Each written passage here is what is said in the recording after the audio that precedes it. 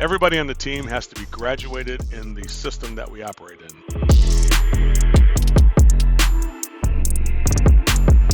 That's the key thing, guys, right?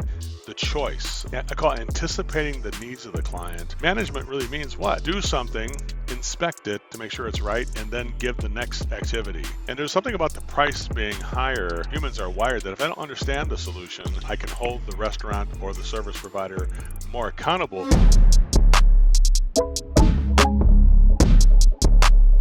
We had a couple major pain points earlier this year, and those pain points were: how do we contact our unsold estimates more frequently? How do we book our membership appointments faster? How do we stay in contact with customers and let them know that we have promotions? And how do we run a speed to lead process for Angie's Leads? When looking around for solutions, we saw a couple great softwares on the market, but our favorite one was Hatch. So when we started using Hatch, we had just switched over from another vendor, and Hatch's user interface was so easy. It directly tied into Service Titan. It automated the workflow of 5 or 6 employees a day. We're now in contact with hundreds of additional customers. We're selling a ton of our unsold estimates, and it's easier than ever to book our membership follow-up appointments. So Hatch has been a really big win for us. In order to book a demo with Hatch, click the link below. Welcome back to Owned and Operated.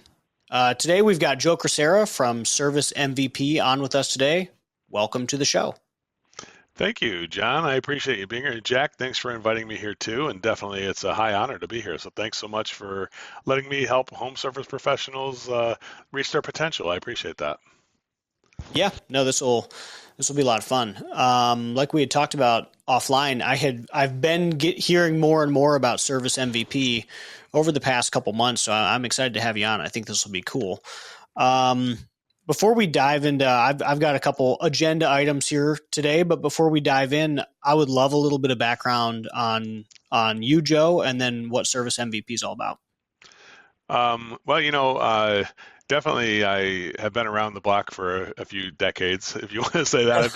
I've been 47 years in this business since I started out as a service technician back in 1977, and going to trade school and getting a job in the trades. And my dad was a plumber, so I've been in the business for generations. My grandfather was on a plumbing company too. But I got in the heating and air conditioning business, and I was just working as a technician. I would have been pretty happy.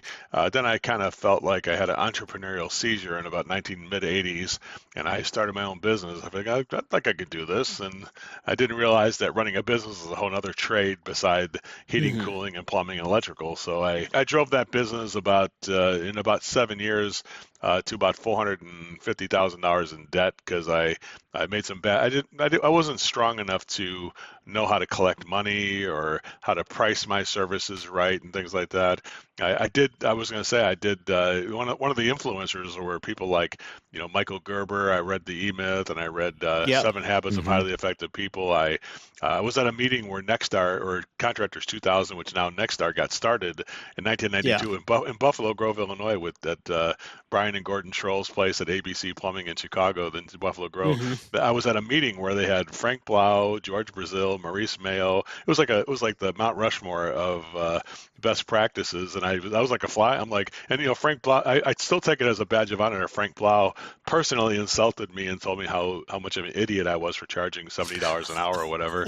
and I was like, I still want to treasure that moment. And so I really was like but I was bought in because I was suffering badly enough to realize I needed help. But I give people like you, John, and you, Jack, way more credit than me, because you're doing those best practices to get to your level and both of your levels without having to be that. Like, the only reason I was able to listen, like, I wouldn't have heard that information from them because I wouldn't have been there if I wasn't suffering. Because if I was just keeping my nose barely above water, I wouldn't have even bothered to go to a meeting like that. But I was open to anything. So fast forward, I was like $450,000 in debt in 1991. By 1994, it was December of 1994, I was debt free based on some of the principles I had learned through all those different avenues. And I now know the science of pricing, of how to do premium mid-range accounting, which Nexstar does use that. A lot of the contractors who work in Nexstar learned it and said, hey, we need to get away from this other thing we're doing and move to this stuff. And they took a version of what we do, and because it's a science, it's not like I own the science. I just discovered it and brought it to the marketplace because it saved my company. And so the things that saved my company and turned it around and made it a 25% net profit after taxes when I sold the company to ABC. Definitely, it was something that I treasure today. And you can arm wrestle with me if you want to about the things we teach, but they work every time. And I'm not a competitor with Nexstar, just get that clear, or not a competitor with Service Certain Path. Those are all fine organizations, and my desire is to make you successful enough so you can hire both of us. There's a need for what they do and a need for what we do. We're an enhancement, to what we do. It's like saying just because I have a frying pan doesn't mean I need a pot, whatever kind of thing if you're in the kitchen, right? And I think there's, you're trying to find a way, like with the book, the What Should We Do book, for a very low cost to get that trust funnel where people can, to get the information and use it and make money with it before they ever decide to give me any money other than maybe the book. And even the book, we're doing a free book campaign. If anybody wants that, we could definitely provide one for you. Just pay for the shipping. But definitely we're, I call it open hand, where we say, here's the information. We want you to use the information so you can gain that trust that we provide. And then if you want to hire us for more, and we have over 33,000 users who use the program now. And so we graduate every month, like we graduated from our service program, 232 people. Every month we graduate between 200 and 300 people a month that are going through our courses and are being guided by our coaches. And we're the only service that actually does that. No other best practice does it, where you have live people playing videos and role playing with your people and graduating them every single week, every single month, through every different level of the service experience. So it's a unique business that I don't think anybody could really copy. And if you try and say I took it from somebody, well, good luck. Read the book; it'll tell you where it all came from. It was years of pain that the scars are very prominent. But truthfully, what I learned, what you guys probably have too, is that the scars give us lessons and a foundation to build off, and it kind of makes us stronger, because the scarred tissue is it doesn't bleed the next time. It gets stronger and you get more resilient. Does that make sense, there, guys? Jack and definitely, John? definitely, yeah. We always call it a muscle rather than scar tissue, but yeah, same idea. It just gets bigger, it's stronger. So you've graduated thousands of people through this class over the last few years. Can you give the listeners an example of something that they would learn that they would be taking away from these classes that will really help them out in their business? Like, what's a silver bullet? What's a little bit of juice that they'll kind of get a grasp on? That's a good point there. Well, there's 4 basic parts of the program. One is to say, when you first go to a opportunity, whether it's on the phone or whether it's in the home, number one, it's a people business. So number one, my first goal is to say we need to make a friend with our client, to give our client our unconditional friendship. Whether they accept that friendship or not, we can't control that, but we can control it from our point of view, that we can open that hand and give them that friendship.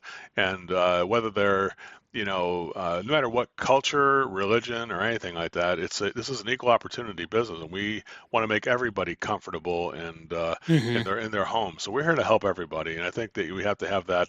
Like I always say, you're doing a good job if you're at a person who's from India and they move to like Indiana. You got to say, like, how does a guy from India wind up in Indianapolis or whatever? And so you have to be curious enough to ask questions. Say, hey, are you from Indianapolis? No, where are you from? Jodhpur, India. And if you're sitting there with the customer and he's on his iPad showing you where Jodhpur, India is at, where he was born, you got a good chance. So number one, magic moments, and diagnose the family so you know the victories and challenges of the family, and then diagnose the system so you know the victories and challenges of the system. Like, what are the things that are working, what things are not working?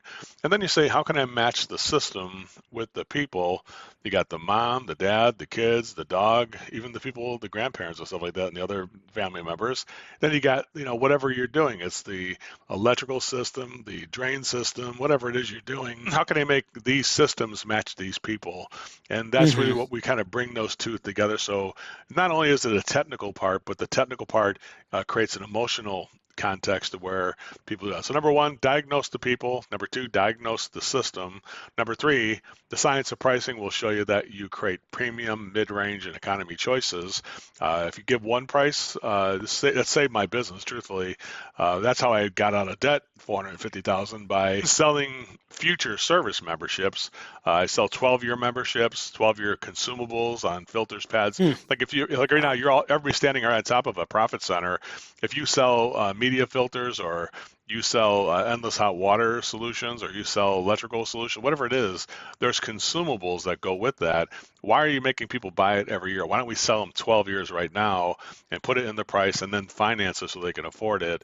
If you did that, you'd increase your revenue by 38 to 40%, and you'd have a 80% gross profit on that consumables and service memberships at multiple years, not just the 1 year.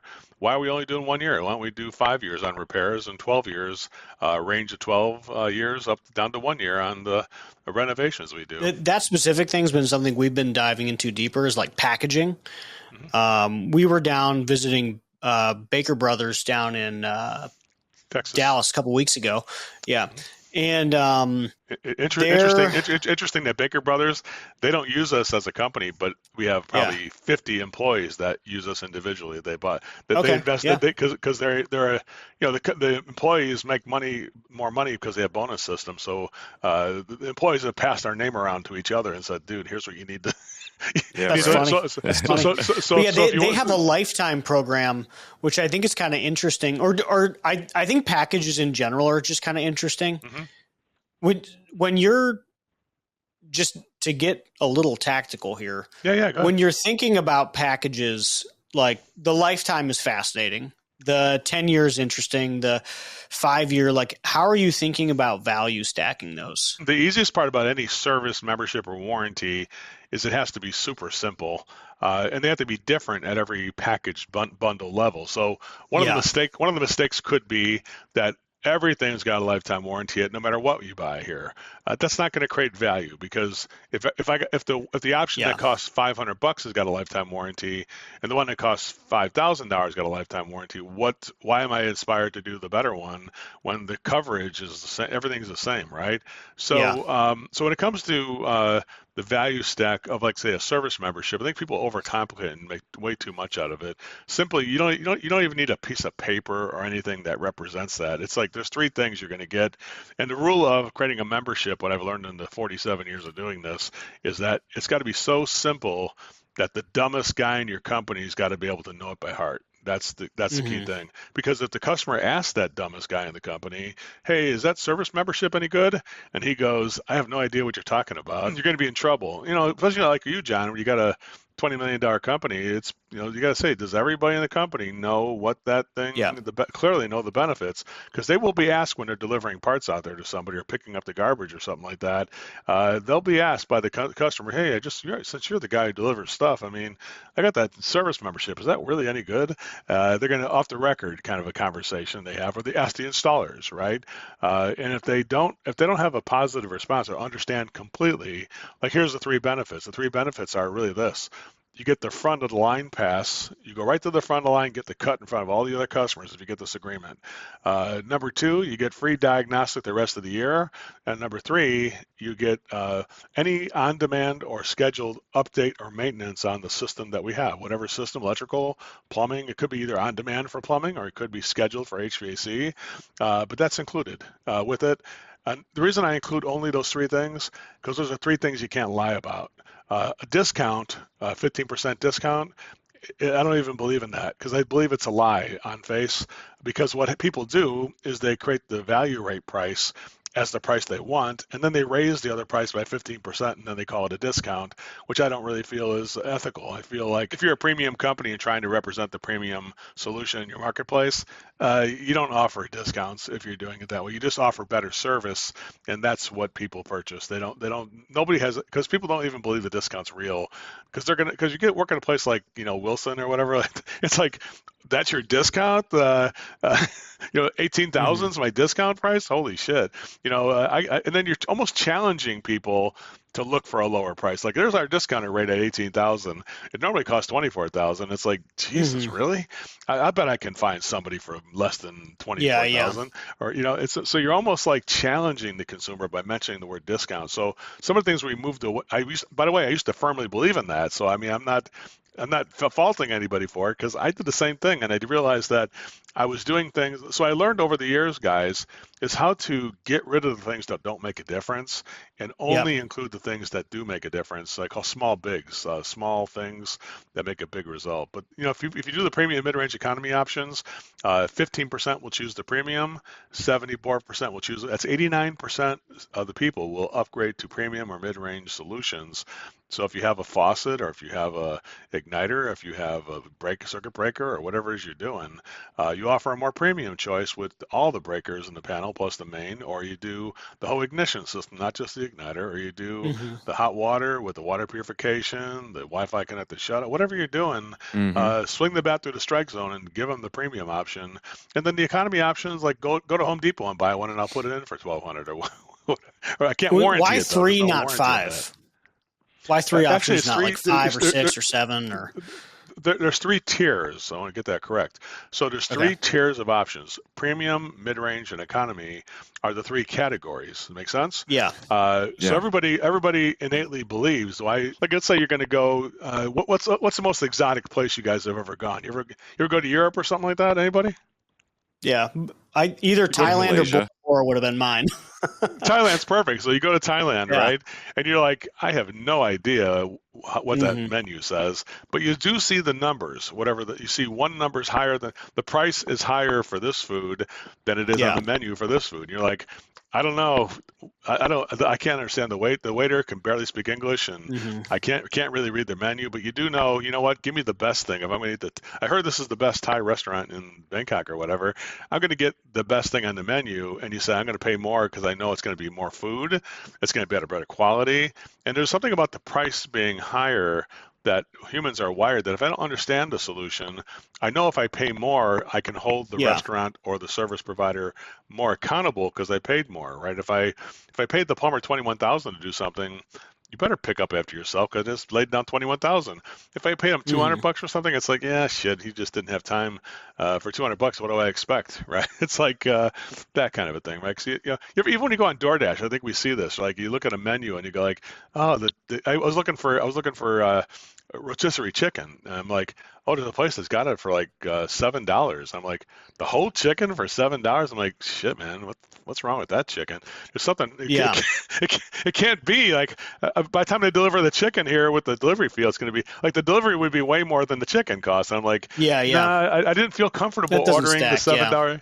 It didn't feel so. When I ordered one for $16, I thought that was still unbelievable good price. But I'm like, they did have some companies. I was thinking about the one for $24, but I bought in the middle. I bought the $16 one, but I felt like it had to be enough money to not have salmonella. That's funny. We saw this in wine pricing all the time. Is the average consumer doesn't understand the intricacies in wine like a sommelier would, and so there's been some great studies out there where they delabeled the same brand of bottle.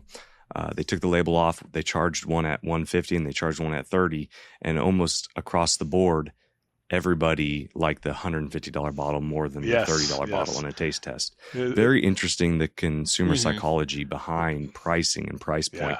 And so you dig pretty deeply into that in your book and how to become a premium company, or if you're not a premium company, how to at least moderate pricing to Yes, be in the book benefit? the book has that information in it actually. Good, that study is in the book. It goes over that. We have Very cool. several different studies that were done on tiered pricing and the resources. So one of the things that we're different at Service MVP is that we don't act like we invented this stuff. We just took some of the things that we learned, and I'm happy to give the resource to anybody.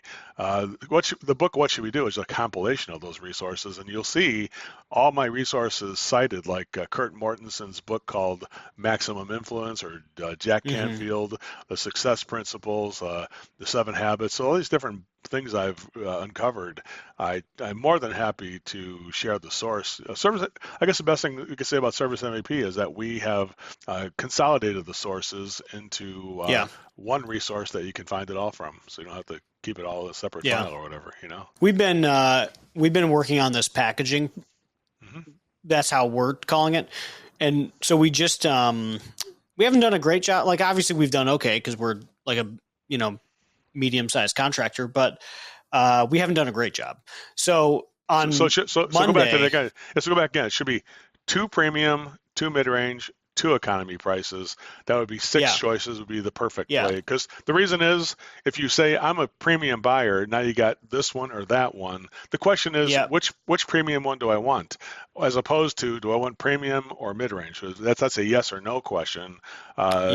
Which premium one do I want is still shopping with inside your company. I'm not shopping outside the company for that. Make sense, guys? Yeah, it does. But so we're working on packaging. We're starting with HVAC. Then we're going to go to electric and plumbing. But we started on Monday, and it has been interesting because our average ticket in HVAC jumped 30% like this week, because it used to be that we only basically sold our economy package, which we thought was good prior. And now we have 5 layers. So it's like platinum, gold, silver, bronze, economy, I think, something like that. And anyways, we've sold like 3 or 4 of the silvers, which is like dead in the center this week, which was a 30-40% jump over last week's average ticket. And you would even go further if you personalize, which is what we teach now. How do we enhance that? We take it and say, not only should we offer the premium option like you do, but let's personalize the premium option based on what we learned about the family. So if I learned that, John Wilson owns a heating and service company, I'd say, John, you do so much work for your family, and you do so much work for your company. Let me do the work on your home, and you take care of those things, and I'll take care of this thing. I did that so you could. It's called Let John Relax solution. So you can relax when you get home. You don't need to work on lighting or plumbing or whatever kind of thing. Let me do it. So in a way, what's the customer code? You're going to hear people say, what was it like when I had no power? What was it like when I had no cooling?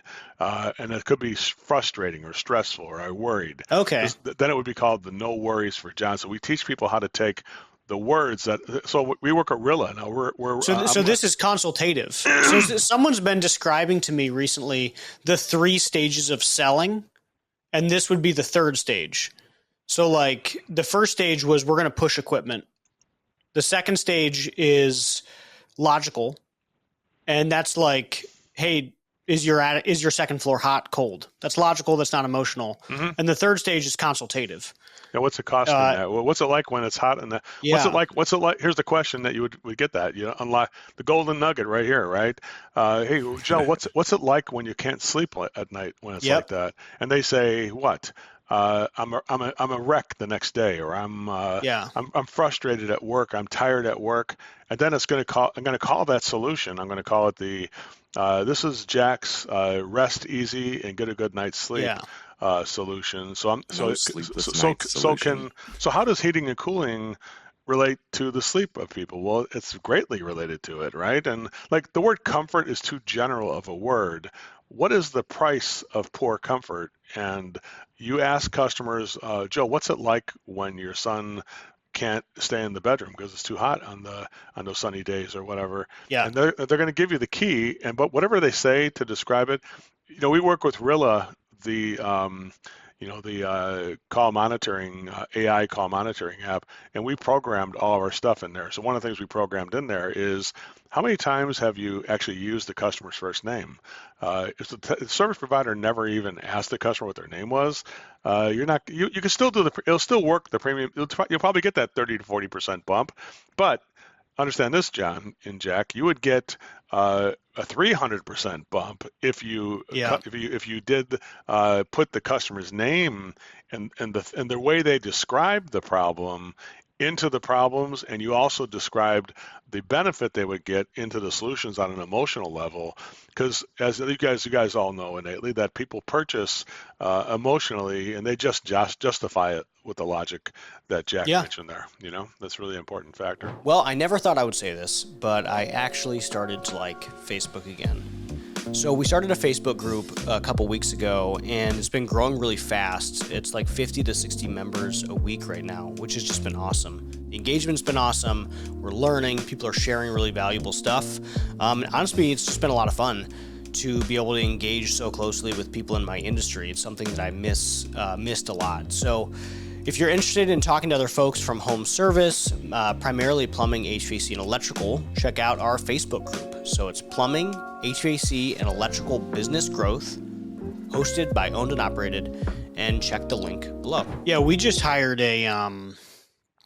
we just brought on a sales executive who gave me almost the identical speech you just gave me, which I would say, one, I'm excited that he's on the right track. That's great. Right. Good That's hire. Good hire. Yeah, excellent. Good for you. But two, I think a lot of his observation, because he's from solar, and it was so that was sort of like the background. And him looking at Nexstar was a lot of, hey, this is very logical based, and yeah, no one buys on logic, everyone buys on emotion. Yeah, that's really. But the reason it still works though, so even though that's true, it still works though because the customer has that emotion. They bring that emotional component to it, regardless of whether the guy does or not. Now, if the guy or technician, I shouldn't say man, guy, it could be a woman too. It could be anything. So any person who's a technician or a salesperson who has recognized the emotional description of the event that's happening now, in the words of the customer, because nothing sells better than my own words, like you're listening to me, because that proves that I'm listening by putting the exact words that you just told me into my when I'm presenting problems. I would say something like, Jack, right now we have a fracture in this air movement system, which is the fan motor you got here. But what really bothers me is when you mentioned about your daughter Amy having asthma.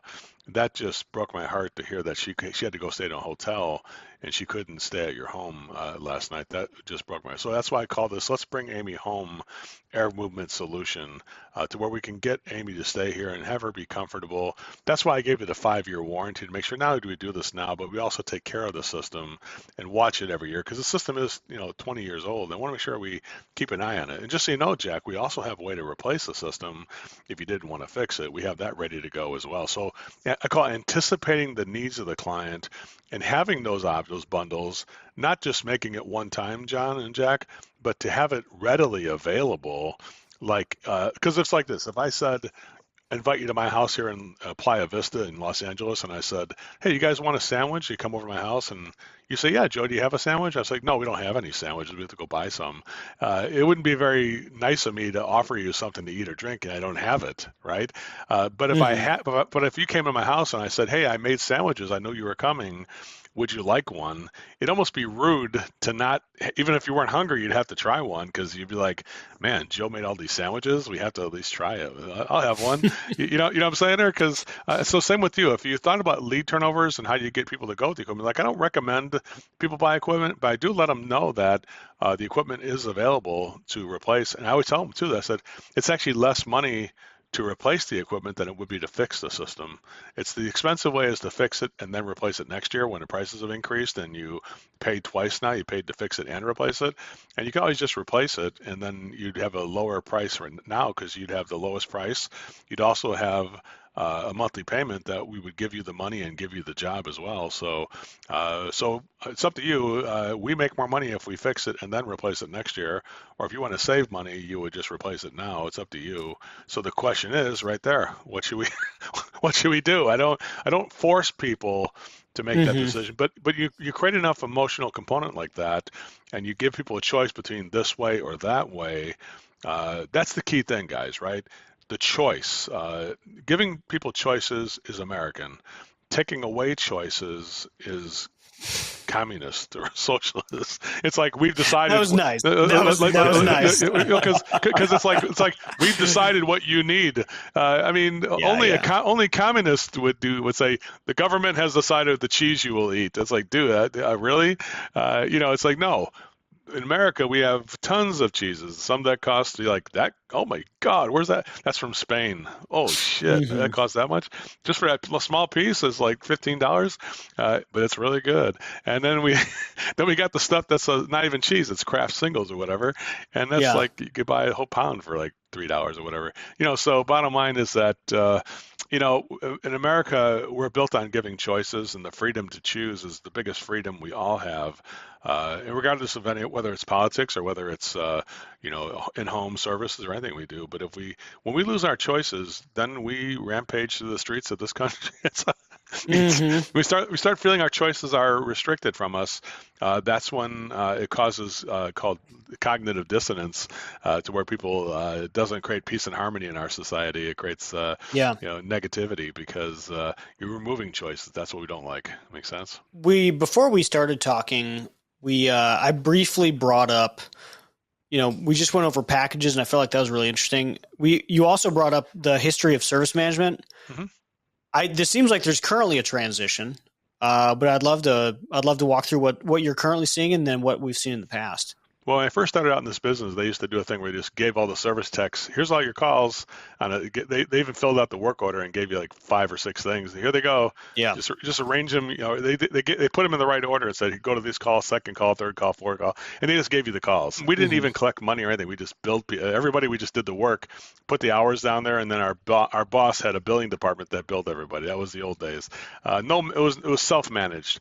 Then when Nexstar that's how we did it a decade ago, by the way. Right, I believe when I first started in the trades, that's how we did it. Yeah, it's called so I got my 4 work orders, and I would go and we'd bill after hours. It was funny. Yeah, it's like who can imagine that? That's if you tell young people today that's how it was. Like, oh no way, how could you stay in business? Yeah. I'm like, that's true. You couldn't. Right. And so then there came a thing where you started doing one call at a time. Nexstar, and I remember Maurice Mayo and George Brazil first came up with that, to be able to reschedule stuff to make sure the technician only had to focus on one thing, not all the things. That was better, and it was good for the company because they could manage the schedule without the technician knowing, or taking one call from a guy and bringing it to another guy and things like that. Nobody would be offended because they didn't know that the office was doing it. And then there was a thing where, Nexstar and the best practice groups started saying, hey, let's have just coach the technicians the next day to kind of re-get them back on track, so that before the next day we can get back on track. So only off track for one day. And then we learned at our company, when I was coming back and that far in debt, that we couldn't afford that. We told guys, listen, we know what's successful. One of our clients, you'll see the story of how my client taught me about the premium mid-range of study of the pricing. And I told our people, listen, we are selling 3 to 5 times more when we do this. And that's the only way we're going to get out of debt is by doing it. So there's no getting out of it. We made people call at the end of every call and say, give us the premium mid-range economy. Now, with some of the technicians, we also did a thing where we said, hey, before you present to the client, let us know what you're presenting. And then we start saying, you know what, why don't we just do that with everybody? Well, it moved to a company here in Los Angeles, one of the most powerful electricians in Los Angeles, who was an Nexstar member too. They start doing it with their electricians. They had 7 electricians that did about 1.5 million one year, and then they start doing what we did back in the 90s. They start doing it. This is 2010, I think it was, and then they start doing it before they presented the price. Hey, show me your option sheet, because we had digital photography. We could get the thing sent to us on a text. Let's look at it, and we'll have you change it around and then present it. That way of doing it blew that company up to they're like a $380 million company now in about 10 years. So they went far. And so companies like Horizon Service, same thing. Dave Geiger from Horizon said, inspect what you expect. He said this is what they mean. So call by call management is something that has and guys like Gettle have had their version of it, and everybody puts their twist on it. And I don't think it's really invented. Management really means what? Do something, inspect it to make sure it's right, and then give the next activity.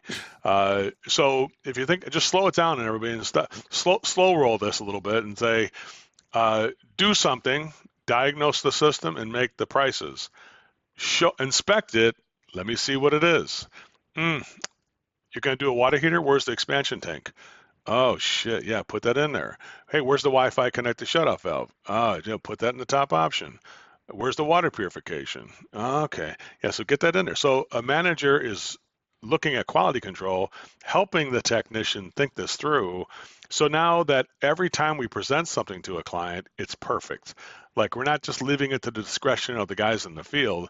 That's the farthest management, so that before the call is presented to the client, it is not only bundled and done the right way. So whatever problems we're finding in the diagnosis, there's got to be solutions that go with those problems. And all of it's got to be customized and relevant to Jack and John and their family, so it's beneficial to the family. Because if I throw 20,000 at you for a water heater and it's not customized and relevant, that could be dangerous. Like, oh my God, they called Wilson and they want 20,000 for a water heater.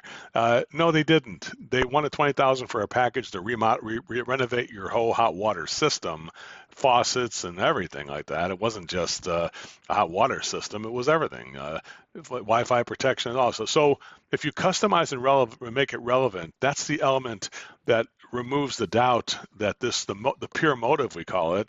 Pure motive means that you have to display not only these bundles, but you have to display the service providers and the company's motivation for doing these bundles. The bundles are good by themselves and they will make a bump.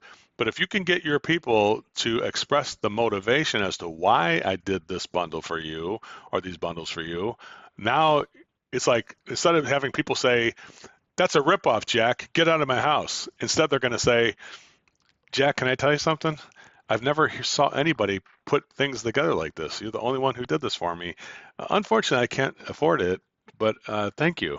I'm going to have to ask you to leave right now, but it's okay. I can't afford it. Like, they're not going to buy. They may not buy still, but when they give you a goodbye, it's going to be with a hug. They're not going to give you a goodbye with a kick in the ass and get out of my house. Does that make sense here? So even the worst case scenario is two adults who know they care about each other. There's just a financial impediment that we can't overcome sometimes. But there's about 95% of them where the financial impediment can be overcome most of the time. Make sense? So if I like the chances that we provide here. I'd say roughly you can expect a conversion rate for service in the mid 80s to 90% conversion on demand calls, and on estimates like furnaces and ACs, it'd be about a 72 to 69% conversion rate on those calls, I would say, from raw leads coming in like that. On lead turnovers, it'd be like 94%. If you got a lead turnover somebody did, it's not going to be just have a comfort advisor call. It's going to be like, hey, we're going to make those prices before we tell people about the problem here, right? And so being connected to a salesperson so that price has already been made before we go to the customer and tell them about the problem with the service problem. Makes sense? So a lot of things got to be done the right way. I think a lot of people who think they say they do call by call do about 5% from what I see. We're actually doing right now. We have Ted Fox from Nexstar, he's on the board of Nexstar actually, so he's here at our facility right now with his guys doing that call by call class right now with our team. We have a big 16-foot by 9-foot TV screen on the wall, and they're got the Rilla up there, they got Service Titan up there, they got the social media and the Zillow on the one screen. So we have this thing's they call it the bridge in Star Trek, where they got the control center, right? So you're basically orchestrating the opportunities. And the cool part is all the service technicians feel cared for, respected, and supported, because before they had to do all that shit on their own. Does that make sense, guys? Yeah. Yeah, and then they get trouble when they don't. And now it's got like, wouldn't we all like to say, hey, can I get a second opinion from somebody before I send this to somebody or whatever? I'm Yeah. gonna, even when you guys are gonna talk to an employee and you're gonna discipline them in some way, wouldn't you like to talk to another manager to make sure I'm gonna say the right thing? You guys at your Hmm. level, John and Jack, you probably already do that. You probably are like, yeah, I'm just about to talk to John about being late. Here's what I'm gonna say. Do you think that's the right approach? And it's like, and what maybe one of your HR people or somebody say, well, maybe Jack, you should do it this way. And and we think we're all better because we look at the resources we have. I mean, you got a $20 million company, John. You have a lot of resources that you lean on, and you probably say to yourself, how can I have somebody else maybe deliver this instead of me? Why am I having to deal with this? Because I think I'm going to let the person who's more compassionate than I would be, who's going to deliver that message better. I think if we all look that way, I think that's what call by call does, is it puts a team so we're all working on the same page to communicate value, stack value for our clients. That's really what it's about. Joe, let me ask you something real quick. At what level? So, right, there's a large gap, a canyon between 5 million and 20 million, or 25 million in John's case. And so, for implementation of a call by call manager, right, when you're on the smaller side, there's this question of, oh, who do I hire next? Is it HR? Is it marketing? At what point do you feel like that call by call manager is applicable, and or you should start really thinking about that hiring process? Well, I think from day one, if you're a startup company, you have yourself as an owner, and you say, I'm going to hire an employee or a technician to work for me because I'm going to sell big jobs. Say you're a one-man company, and I'm going to hire an installer because I'm selling a lot of installs now. Okay, you got that. Now you got a service tech, so I can start selling these big jobs, focus on that. And then you got that going. I would say right there is where call by call should start. It should start really with should start with a prototype. If you got one person on your team, otherwise what are you going to do? Have some dude come into your two-man company and screw up your customers that you just paid the dear. I mean, you know how hard it is for a small company to get a lead. You're gonna throw this at this dude that came from another company and hope he's gonna handle the customer okay and just roll the dice. Guys, you can't do that. So listen, there's gonna come a day at Wilson and at your company, Jack. What's the name of your company? Rapid response. That's right. So there's going to come a time where call by call management is just management. It's just the way we do it. Because really, what is a manager doing otherwise?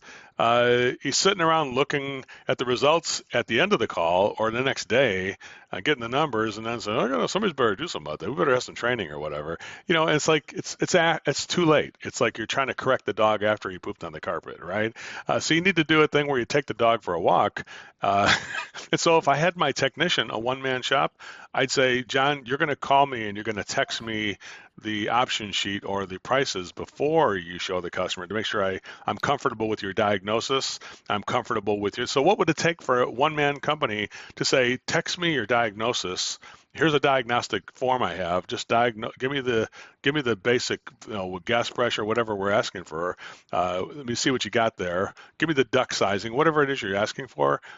Give me that before you start making your prices. Okay, so I might ask you that. Hey, go look at this and this, and I say, okay, let's make the prices now based on what I trained you.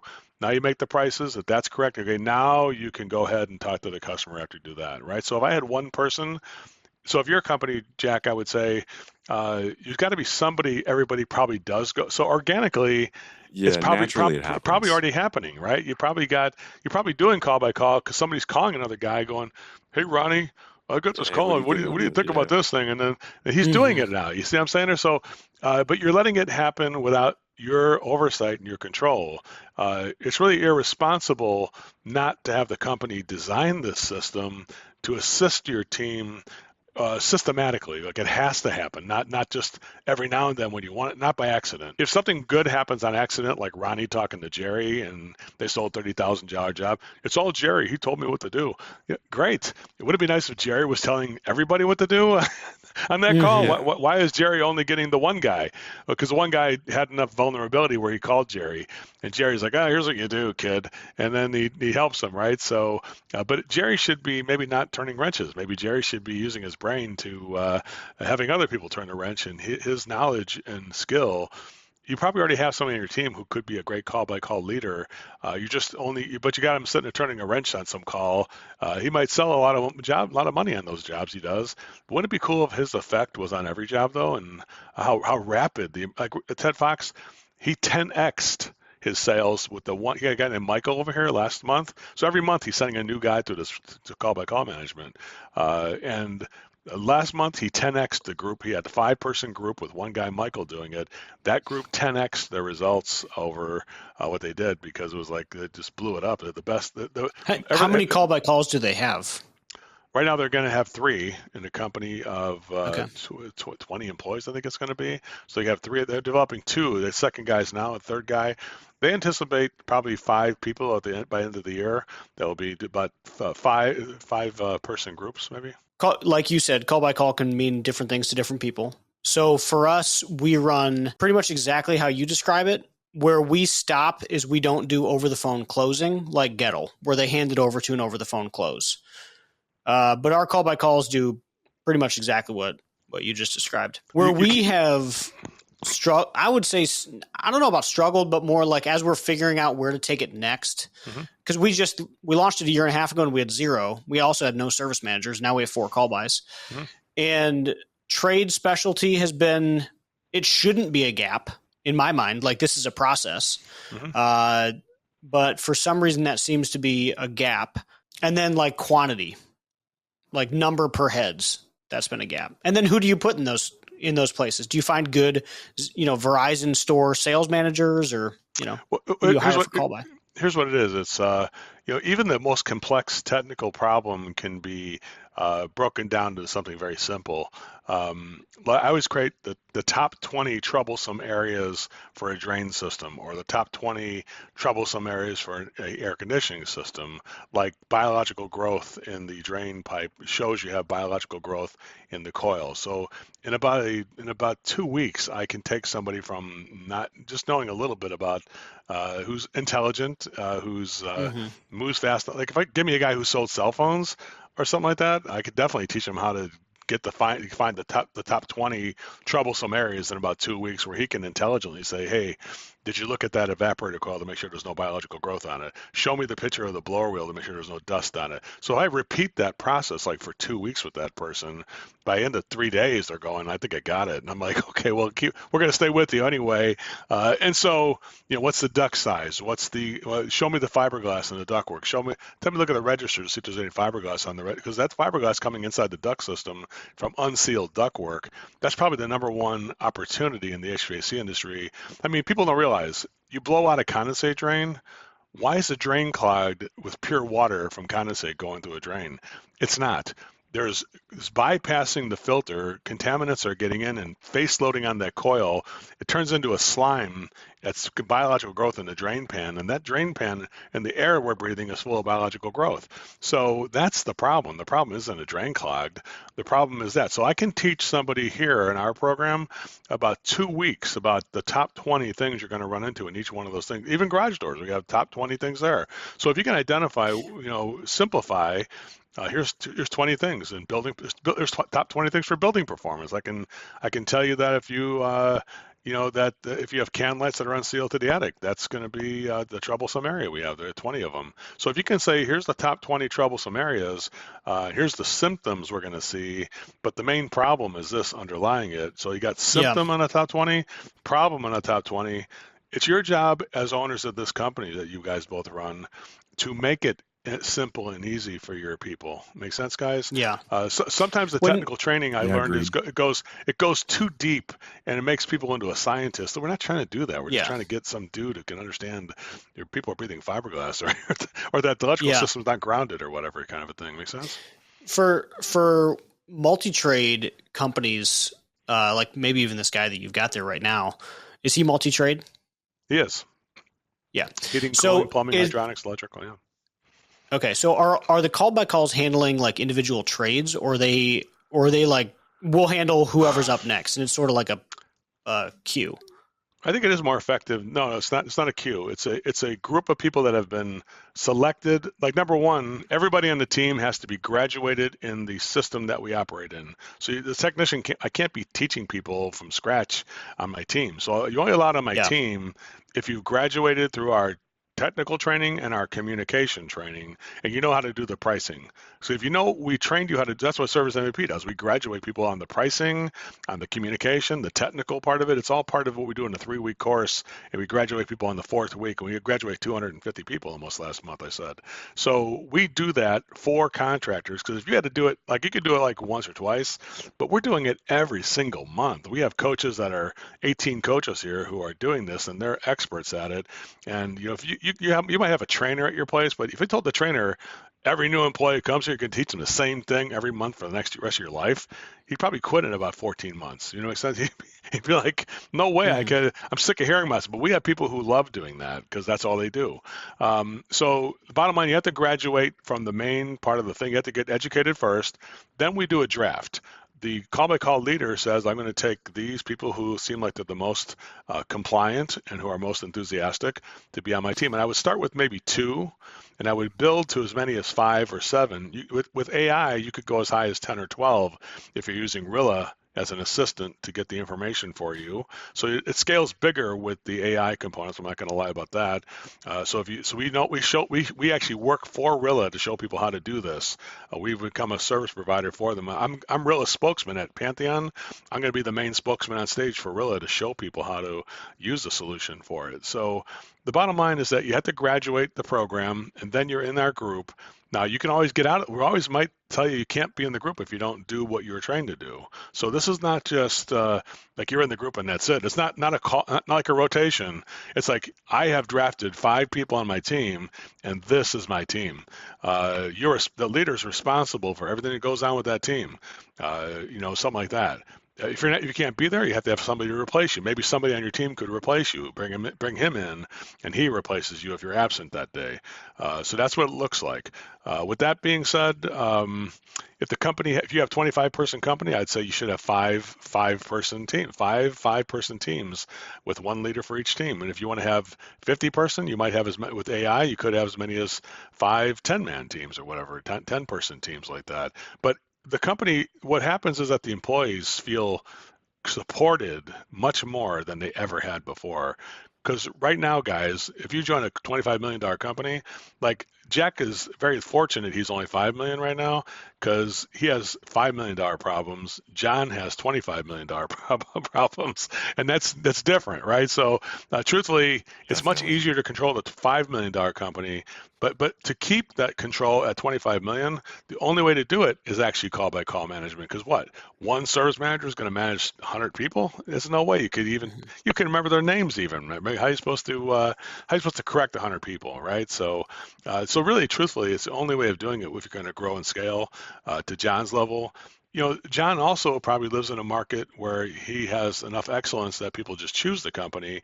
But to keep choosing the company, John, that's the thing. How do you sustain this so that the 25 million turns into 35 million and they just keep dominating the market? We have a lot of examples, even in Nexstar, like, Aaron Gaynor from Eco Plumbers uses our services. Yep. And it's like a who's who of Nexstar contractors that use us. And and I said, I recommend Nexstar. I have no adversarial position with them. I feel that the Nexstar contractor is the easiest one to work with because they know that they need to get trained, right? So, and I think they feel the same way about us too. If they go through both of our training, they feel it's easier for them too. So they know they can deal with a contractor that understands that graduating the training is something you need to do. Make sense? Yeah. Sorry about the long-winded this was good. response. No, I liked it. Yeah, we've been doing call by call now for a year and a half. I mean, and it has been insane. Like average ticket tripled. Yeah. Now we haven't gone through your program. We got invited to Gettle. We unpacked their system. We rebuilt it, and average ticket tripled. So it's been good. The next thing we're trying to figure out is the over the phone close, because we think that is interesting and allows like distribution through multi-location. So that's what we're trying to that's exactly unpack. what we teach. That's exactly what they're learning here. So the technology aspect of how to present stuff via Zoom, because Zoom is the only neutral platform. Don't use Google Hangouts or Microsoft Teams because they have to have the Google or the Gmail to be able to receive that. So basically, Zoom is the best neutral platform that anybody could get a link and I could present stuff. Here at Service MVP, we launch meetings inside Service MVP. You don't have to have Zoom to be able to look at it. It goes on your browser and it brings it up. So bottom line is that we teach people how to not just present the information, but how to make sure the price security is important. A lot of little details in there, but I think if nothing else, if you had our class, the class is $7,500 to send one performance group, a leader plus 5 people to it. You would at least evaluate whether or not you're using all the best practices for pre-call, mid-call, and post-call, because it's not just the middle of the call. It's, hey, what are we doing before the call to get prepped? What are we doing during the call? And then how are we going to manage the project to make sure the job got done the right way? Give me that too. I can't just sell stuff. We got to sell it and get the job done right. And that, because that doesn't sustain it. You can't sustain by selling more without getting the job done with the same excellence you promised. It makes sense. So it's all going to be done that way. So I think I welcome people to come to it. We run it every single month. If you go to Service MVP and look at our events, it's every single month we do it. And I personally teach that with Nick Engelhart, he used to work at All City Services here in Los Angeles. He taught 150 technicians how to do our system, and he's highly qualified as a plumber to show your people, or any trade actually, because I do HVAC and electrical too. But I would say keep it individual. Don't move the departments together on that, because you want to make sure you got somebody who is repeatedly looking at that same diagnostic. And it's one of the secret things though, is the diagnostic and the observations expressed properly. If those problems aren't put out there right, the solutions won't be right. I'll tell you that. That's the biggest thing. Makes sense. Thank you. This was good, Joe. Thanks. This was good. I really appreciate it. Hope you enjoyed it. Yeah, I'm getting ready to dive into the book. I'm sure I'll have more questions, so we'll check it out. And the call by call has been an interesting one. Like I said, we've been on it for about a year and a half, but there's not. Honestly, I wish I had known about you guys a year and a half ago, because we've spent the last year and a half rebuilding it off of how we think it should work, which I actually think is kind of close, but sure would have reduced our time from a year and a half. Wouldn't have taken that long. At least you would have had validation and best practices in place, because we kind of led the way on that, and there was an element of it I was doing since the 90s, but we just didn't have the technology. We had to use we had a bag phone. And then the flip phone. We thought the flip phone was modern thing back in the day, but so we just did it by the tone of the technician telling us the stuff. But definitely, well, it's an honor to be here, guys, and definitely, if anybody wants to look into it, I definitely would say definitely welcome to get the book if you want to get the book. If you want to do that, that's the easiest and least expensive way to look into what we do. And then we also have Service MVP. We have free courses on Service MVP. If you want to go in there and just take a free course and poke around there, that's servicemvp.com. And if you want to email me or just text me or email me, you can go to Service MVP. We have a text function there, or you can email me at joe@servicemvp.com and ask me any requests or any kind of you want to have a talk with me, or we do a thing where we do a tour and a test drive of our services. I'd definitely be happy to take anybody for that. Awesome, Joe. Really appreciate it. Thanks for coming on. Yeah, appreciate you taking the time with us today. If you like what you heard today, make sure you check out ownedandoperated.com for more information.